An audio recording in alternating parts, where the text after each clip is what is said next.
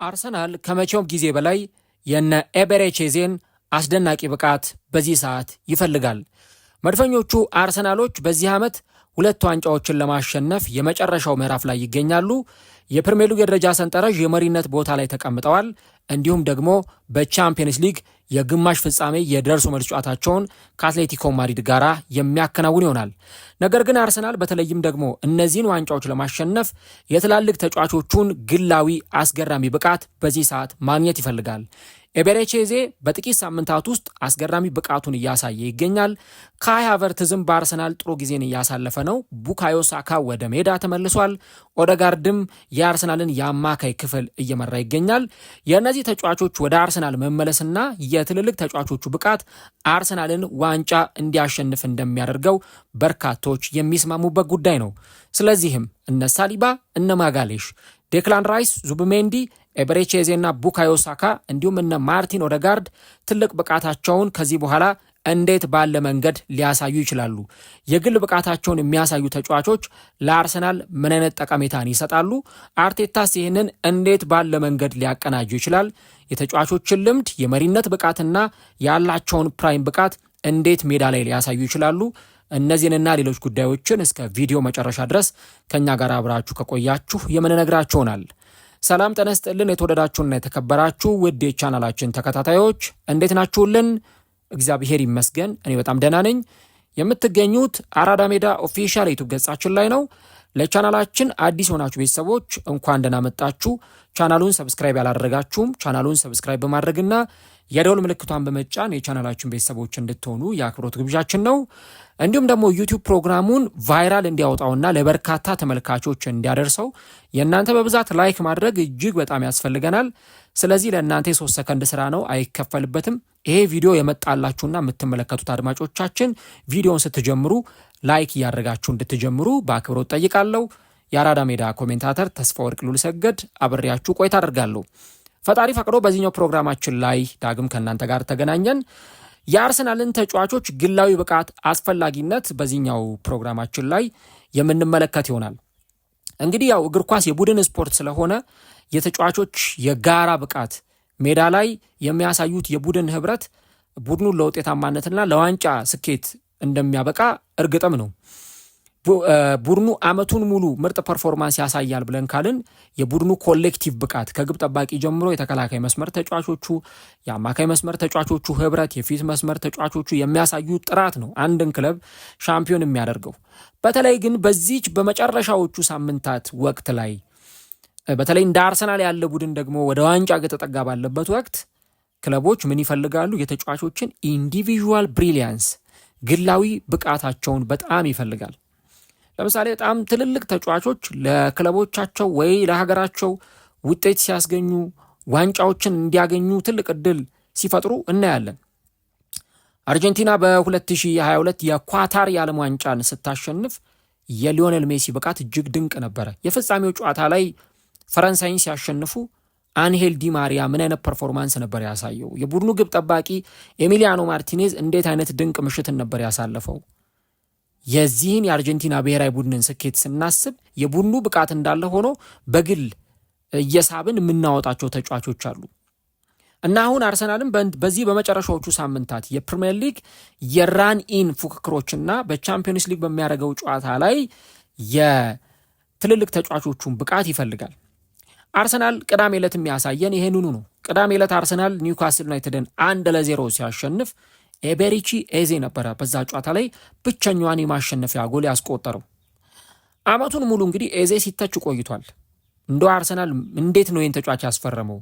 በቃ ለአርሰናል የማይሆን ተጫዋች ነው ኤዜ። እንደውም አንዳንድ እግር ኳስ ተመልካቾች ሁሉ ሲሉ ነበረ ጭራሽ ለፕሪሚየር ሊግ የማይሆን ተጫዋች ነው ሁሉ የሚሉ ኮሜንቶች ሲሰጡ አይቻሉ። ግን ኤዜ አሁን በመጨረሻው ሰዓት እንዴት አፈት ልኮ እንደተነሳ ተመልከቱ። ካይ ሃቨርትዝ ለአርሰናል ምን አይነት ሚናን እየተወጣ እንዳለ እዩ። የኤዜ የዛ ጨዋታ ሁኔታ እጅግ በጣም አስደናቂ ነበር እና ሃቨርትዝ እና ኤዜ ከወጡ በኋላ ደግሞ አርሰናሎች በጣም የተጨነቁበት አፈክፍጎ የተጫወቱበት ከዛ በመልሶ ማጥቃት ለመጫወት የሞከሩባቸውን ደቂቃዎች ተመልክተናል። እና እንግዲህ አርቴታ ከጨዋታው በኋላ ሁለቱ ተጫዋቾች የጡንቻ ጉዳት እንዳጋጠማቸው ነበር የተናገረውና ኤዜ እንደውም ለጋዜጠኞች ሲናገር ደህና ነኝ፣ ለጥንቃቄ ሲባል ነው ተቀይሬ የወጣሁት የሚል አስተያየት ነበር የሰጠው። ነገር ግን ሁለቱም ተጫዋቾች ካይ ሃቨርትዝም ሆነ ኤቤሬቺ ኤዜ የአርሰናልን የማጥቃት ብቃት በጣም ከፍ ያደርጉታል። በተለይ የኤዜ የፈጠራና የግላዊ ብቃት ለአርሰናል ማጥቃት ትልቅ ክሬቲቭ መሆን ይችላል። ከእርሱና ከሃቨርትዝ ቅያሪ በኋላ የአርሰናልን እንቅስቃሴ ካየነው ደጋፊዎቹም በጣም የተጨነቁበት ነበረ እና አርሰናል ሁለቱንም ተጫዋቾች በመጨረሻዎቹ ሳምንታት ጤነኛ ሆነው ወደ ሜዳ እንዲመጡለት ይፈልጋል። ያለ ሃቨርትዝ አርሰናል ቢያንስ እንደው ይጫወታል ብለን ካልን እነ ኦደጋርድ እዚህ ቦታ ላይ መጫወት ይችላሉ በአማካይ መስመር ላይ። ኤዜ ግን ያለው ጥራት እጅግ በጣም የተለየ ተጫዋች ነው። ከኒውካስል ጋር በነበረው ጨዋታ ላይ እንዳያችሁት ኤዜ በነፃነት የመንቀሳቀስ እድል ተሰጥቶት ነበረ። በማንቸስተር ሲቲውም ጨዋታ ላይ ድንቅ ብቃቱን አሳይቷል። ምንም እንኳን አርሰናል ቢሸነፍም የግቡ ብረት የመለሰበት ኳስ ነበር። በማጥቃቱ ረገድ አርሰናል የተሻለ እንዲሆን ከፍተኛ ጥረት አድርጓል። አሁን ደግሞ በባለፈው የኒውካስል ዩናይትዱ ጨዋታ ላይ በተለይም ኤቤሬቺ ኤዜ በግራው መስመር ላይ ልክ በተለምዶ ማርቲኔሊና ትሮሳርድ በሚሰለፉበት ቦታ ላይ ጥራት ያለው የሜዳ ላይ እንቅስቃሴ ሲያሳይ ነበር። በሌላ ወቅት ደግሞ በመሃል ሜዳው እንቅስቃሴ ላይ ከማርቲን ኦዴጋርድ ጋር የነበራቸው እንቅስቃሴ እጅግ በጣም የተለየ ነው እና አርቴታ አማካዩን በግብ ክልሉ ዙሪያ እንዲገኝ ትልቅ ትኩረት ሰጥቶበታል። እንግዲህ ከ2022-23 የውድድር ዘመን ጀምሮ በፕሪሚየር ሊጉ ከግብ ክልል ውጪ ከኤቤሬቺ ኤዜ በላይ ግብ ያስቆጠረ ተጫዋች የለም፣ ከሳጥን ውጪ ማለት ነው። ምን ያህል እንግዲህ ኤዜ በጣም ጥራት ያለው ተጫዋች መሆኑን እንረዳለን። እኔ እስካሁን እንደውም ኤዜ እንደው የቅርብ ጨዋታዎቹ ላይ ነው እንጂ ገና ምናውቀውን ኤዜን አይተናል ብዬ አላስብም። ቶተናም ላይ ያሳየንን ብቃት በደርሶ መልስ፣ ባየር ሊቨርኩሰን ላይ ያየነውን ኤዜን፣ ከዛ ደግሞ ባለፉት ጥቂት ጨዋታዎች ከማንቸስተር ሲቲ ጋር አሁን ደግሞ ከኒውካስል ጋር ያየነውን ኤዜ ገና በሙሉ ፓኬጅ አላየነውም። አሁን ይሄ እንደ ቅምሻ ወይም እንደ ፊልም ማስታወቂያ እንደ ትሬለር ነው እስካሁን ያየነው። ምርጡን ኤዜ ገና ከዚህ በኋላ በሚመጡት ወሳኝ ጨዋታዎች ላይ ማየት አለብን። አርሰናል ጎል ማግኘት አለበት። በጨዋታ ላይ እንዲህ በተጨነቀበት ሰዓት የኤዜን እግሮች ይፈልጋል። ኤዜ ጎል እንዲያስቆጥር፣ አሲስት እንዲያደርግ፣ የግብ ዕድሎችን እንዲፈጥር ይፈልጋል እና ቅድም እንዳልኩት በፕሪሚየር ሊጉ ከ2022-23 የውድድር ዘመን ጀምሮ እንደርሱ ከሳጥን ውጪ ብዙ ጎል ያስቆጠረ ተጫዋች የለም እና አሁን ኤዜ አያስፈልግም ትላላችሁ? በዚህ ሰዓት በጣም ለአርሰናል ወሳኝ ተጫዋች ነው። ጨዋታዎች ላይ ጎል ለማስቆጠር አርሰናል በሚቸገርበት ይሄ ዴድ ሎክ በሆነ በቃ ዝግት ባለ ጨዋታ ላይ የኤዜ አይነት ብቃቶች በጣም አስፈላጊ ናቸው። ተጫዋቹ ለአርሰናል ካስቆጠራቸው 10 ግቦች መካከል 5ቱን ያስቆጠረው የጨዋታው የመክፈቻ ጎሎች ናቸው። ስለዚህ ለአርሰናል የኤዜ ወሳኝነት ምን ያህል እንደሆነ በዚህ እንረዳለን። ጨዋታዎች ጥብቅ በሚሆኑበት ጊዜ አስደናቂ ቅጽበቶችን የመፍጠር ችሎታ እንዳለው ኤዜ በተደጋጋሚ ፓላስ ላይ በነበረበት ጊዜ ወደ አርሰናል በመጣ ወቅት ደግሞ በጥቂት አጋጣሚዎች ላይ ተመልክተናል እና እሱ እንደውም ምንድን ያለው እንደዚህ ባሉ ቦታዎች ላይ ሲሆን ምርጥ ብቃቴን ተጠቅሜ እድሎችን ለመፍጠርና ውጤታማ ለመሆን እሞክራለሁ። የእኔ ስራ ቡድኑን ግብ እንዲያስቆጥር መርዳትና እድሎችን መፍጠር ነው። በእነዚያ ቦታዎች ላይ በሆንኩ ቁጥር የሆነ ነገር እንደሚፈጠር በራስ መተማመን አለኝ። ያንን ኃላፊነት ለመውሰድ እሞክራለሁ ሲል ነበር የተናገረው።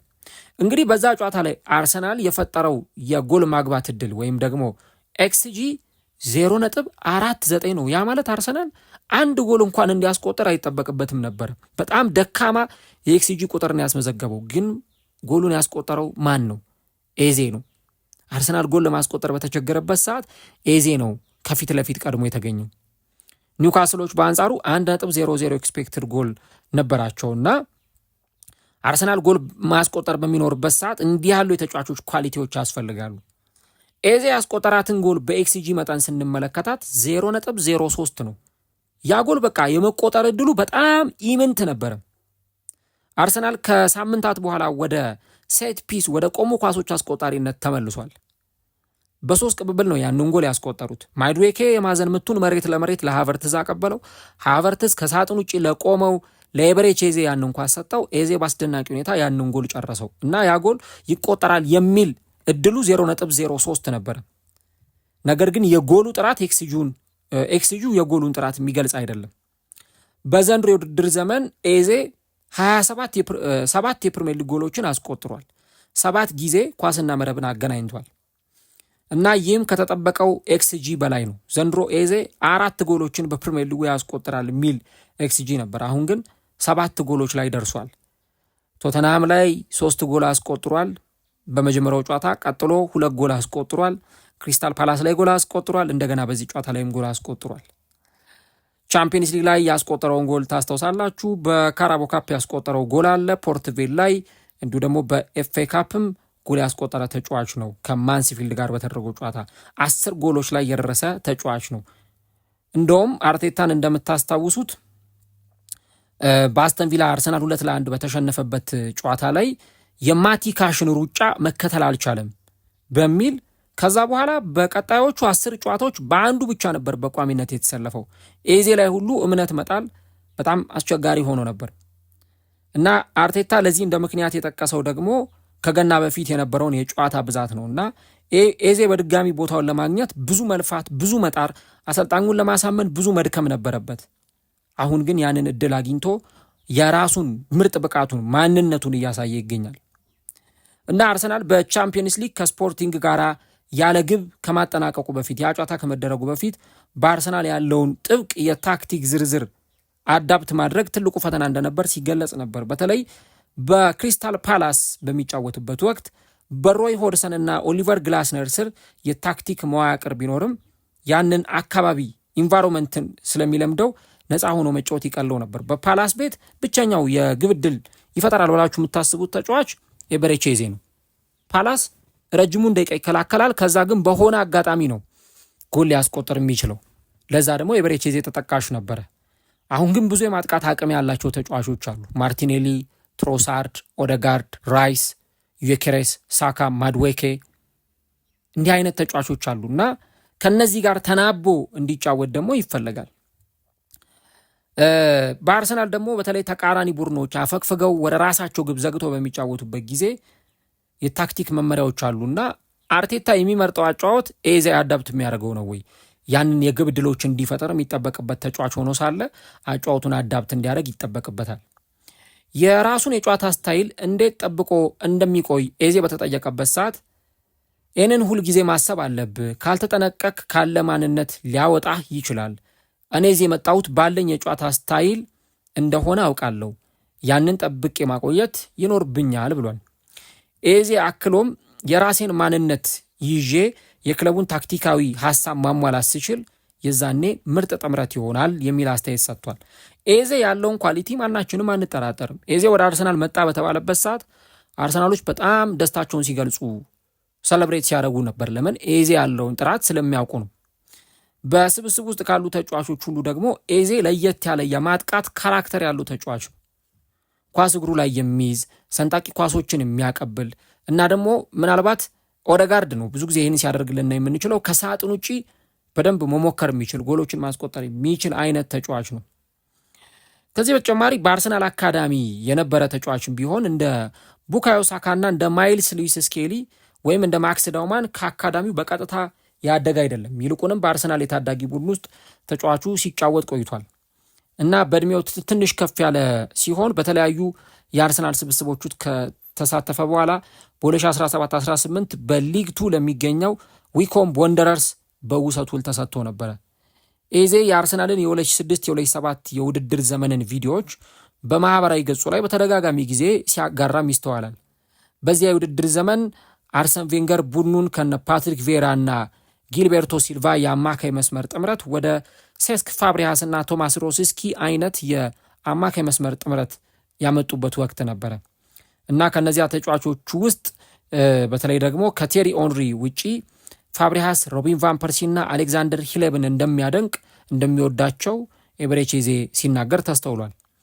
የራሳቸው ሆነው የተለየ አጫወት አላቸው። በራስ መተማመን የነበረው እግር ኳስ በመጫወት የሚያምን እንደ ጃክ ዊልሼር ያሉ እኔን የሚመስሉ ተጫዋቾች የነበሩበት ነው ብሏል እና በተለይ ኤዜ ምንም እንኳን ይህ የአርሰናል ቡድን ያን አይነት በራስ መተማመን ቢኖረውም በሚቀጥሉት ሳምንታት ይሄንን ማረጋገጥ ይኖርበታል የሚል አስተያየትን ሰጥቷል እና አሁን የኤዜ አይነት ኳሊቲ ሜዳ ውስጥ በደንብ አርሰናሎች ሊኖራቸው ይገባል። ኤዜ ብቻ ሳይሆን ሌሎች ተጫዋቾችም ለምሳሌ ባለፈው ፒየሮ ሂንካፒዬ ምን አይነት የተደነቀ ብቃቱን ነበረ ያሳየው። ፈጣሪ ቢፈቅድ ሌላ ፕሮግራም እሰራላችኋለሁ ወይ ዛሬ ማታ ወይ ነገ ስለ ፒየሮ ሂንካፒዬ በጣም ቆንጆ ፕሮግራም ይኖረናል። አሁን ባለው የአርሰናል ሁኔታ አርሰናል ዋንጫ የሚያነሳ ከሆነ ፒየሮ ሂንካፒዬ ነው ለዚህ በጣም ትልቁ ሚና እየተወጣ የሚገኘው። ባለፈው ከኒውካስል ጋር በተደረገው ጨዋታ ለእያንዳንዱ ባትል ሜዳ ላይ ሲዋደቅ ነበረ፣ እንደ ጀነራል ሜዳ ላይ ሲመራ ነበረ እና የነ ሂንካፒዬ ብቃት የነ ሳሊባ ማጋሌሽ የነ ዳቪድ ራያ የነ ቡካዮ ሳካ ራይስ ኦደጋርድ ዙቢሜንዲ የነ ዩኬሬስ አይነት ተጫዋቾች የነ ኤዜ ብቃት ሜዳ ላይ ያስፈልጋል። ቅድም እንዳልኩት እግር ኳስ የቡድን ውጤት ነው፣ ግን ደግሞ መጨረሻ ላይ ምን አይነት ነገር ሊፈጠር እንደሚችል አይታወቅም። ባለፈው እኮ አርሰናል ከኤቨርተን ጋር ሲጫወት አርቴታ ለማክስ ዳውማን አንድ መልእክት ነበር ያስተላለፈው። በቃ ግባና የምታደርገውን አድርገህ ጨዋታውን አሸንፍልን ነበር ያሉ። በቃ ለዳውማን ለ16 ዓመት ተጫዋች ያስተላለፈው መልእክት ይሄ ነው። በቃ ግባ፣ የምታደርገውን አድርገህ ይህን ቡድን ውጤት ይዞ እንዲወጣ አድርግ የሚል መልእክት ነበር ለዳውማን ያስተላለፈለት። ዳውማንም የተባለውን ያደረገው፣ ሰከንድ አሲስት አደረገ፣ ጎልም አስቆጠረ። የጨዋታው ኮከብ የሚያስብለውን ብቃት አሳየ። ስለዚህ የተጫዋቾች ግላዊ ብቃት ልክ 2014 ላይ ማሪዮ ጎትዘ ተቀይሮ ሲገባ ማንም ጎል ያስቆጥራል ብሎ አልጠበቀም። ጀርመን ዋንጫውን ስታሸንፍ የዓለም ዋንጫን አርጀንቲናን አሸንፈ ዋንጫውን ስታነሳ ግን በቃ ጎል እንደሚያስቆጠር እየተሰማው ነበር ወደ ሜዳ የገባው እና ሌሎች የጀርመን ተጫዋቾች ያላደረጉትን ያልተጠበቀው ተጫዋች ሜዳ ውስጥ ገብቶ ያን ነገር ሲያደርግ ተመልክተናል። እና የተጫዋቾች ኢንዲቪዥዋል ብሪሊያንስ ይሄ የግል ክህሎታቸውን ለዚህ ጊዜ ካልተጠቀሙበት መቼ ሊያሳዩት ነው? እነ ሳካ ምርጥ ብቃታቸውን በዚህ ሰዓት ካላሳዩ፣ እነ ማርቲኔሊ አይነት ተጫዋቾች ሌሎች ተጫዋቾች አሁን ያላቸውን ካራክተር የምናቃቸውን ብቃት ሜዳ ላይ ማሳየት ካልቻሉ መቼ ደግሞ ሊያሳዩ ይችላሉ የሚለው ነገር በጣም መታየት ያለበት ትልቁ ጉዳይ ይመስለኛል። እና ኤዜም የተናገረው ይህንን ነው። ሜዳ ላይ ያንን በጥራት ያንን በተሻለ ፐርፎርማንስ ልክ ሜዳ ላይ ማሳየት እንደሚገባም ጭምር ነው እንግዲህ መመልከት የሚቻለው። ለማንኛውም ግን እንግዲህ አርሰናል አሁን ይህንን ወሳኝ ጨዋታውን ከአትሌቲኮ ማድሪድ ጋር ያከናውናል። አንዳንድ ጊዜ የቡድን ብቃት እንዳለ ሆኖ የግል የተጫዋቾች ብቃትም ጨዋታዎችን ያሸንፍልሃል። ቅድም የጠቀስኳቸው በጣም ብዙ ሌሎች የምንጠቅሳቸው ጨዋታዎች የምናነሳቸው ሲዝኖች ይኖራሉ። ለአንድ ቡድን ዋንጫ ማሸነፍ ከቡድን ብቃት ባሻገር የተጫዋቾች የግል ብቃት ሜዳ ላይ በጣም ትልቁ ሚና ሲወጣ ተመልክተናል። እና አሁን እያንዳንዱ ተጫዋቾች በስም ስማቸው የተጠራ መልበሻ ክፍል ውስጥ ኮማንድ የሚደረጉበት እነሱ ደግሞ ሜዳ ውስጥ አርቴታን ሆነው አርቴታን መስለው ቡድናቸውን እንዲመሩ ከእነሱ የሚጠበቀውን ነገር እንዲያደርጉ። ለምሳሌ አርሰናል በቀሪዎቹ ጨዋታዎች ላይ ጎል እንዲቆጠርበት አይፈለግም። የዳቪድ ራያ ብቃት ይጠበቃል። አርሰናል ስህተት እንዲሰራ አይፈለግም። እነ ሳሊባ እነ ማጋሌሽ ያንን ቡድን በተቻለ መጠን ስህተቶችን እንዳይሰራ እንደው ስህተት እንኳን አይፈጠርም ባይባል ግን ስህተቶችን አቮይድ እንዲያደርግ በመከላከሉ ረገድ ጠንካራ እንዲሆን እነ ሂንካፒዬ ያን ነገር ማድረግ ይጠበቅባቸዋል። ጎል ደግሞ በጣም ያስፈልጋል በቀጣዮቹ ጨዋታዎች ላይ። አሁን አርሰናል እነ ፉልሃምን እነ ዌስትሃምን በርንሌይን ፓላስን ሲገጥም ቻምፒየንስ ሊግ 2 ደርሶ መልስ ከአትሌቲኮ ማድሪድ ጋር ሲጫወት የግዴታ ጎል ማስቆጠር አለበት። እነዛን ጎሎች ደግሞ እንዲያገኝ የነ ራይስ የነ ኤዜ ማድዌኬ ትሮሳርድ ማርቲኔሊ ሳካ ማክስ ዳውመን ዩኬሬስ ሃቨርትዝ አይነት ተጫዋቾች ሚናቸው በጣም ከፍተኛ መሆን አለበት። በግላቸው የሚያደርጉት ነገር ቼልሲ እኮ ቻምፒየንስ ሊግ ፋይናል ላይ ማንቸስተር ሲቲን ሲያሸንፍ ጎል ያስቆጠረው ሃቨርትዝ ነው የመጨረሻው የፍጻሜ ጨዋታ ላይ። በቃ ኢንዲቪዥዋል ብሪሊያንስ ማለት ይሄ ነው። ተጫዋቾች በግላዊ ብቃታቸው የሚያደርጉት ነገር ክለቦችን አሸናፊ ሊያደርጋቸው ይችላልና ያንን ለማንሳት ያህል ነው። ምን ትላላችሁ እስቲ ስለ ኤዜ በተለይ በዋነኝነት በቡድኑ ስላሉ በጣም የግላዊ ብቃታቸው አሪፍ ስለሆኑ ተጫዋቾች ምን ትላላችሁ? ኮሜንት ላይ ሀሳቦቻችሁን አጋሩን። አርሰናል እንግዲህ የፊታችን ረቡዕ ወደ ስፔን ያቀናና ከሜዳ ውጪ በግማሽ ፍጻሜው በዋንዳ ሜትሮፖሊታኖ የኤል ቹሎውን አትሌቲኮ ማድሪድን ምሽት ላይ የሚገጥም ይሆናል ማለት ነው።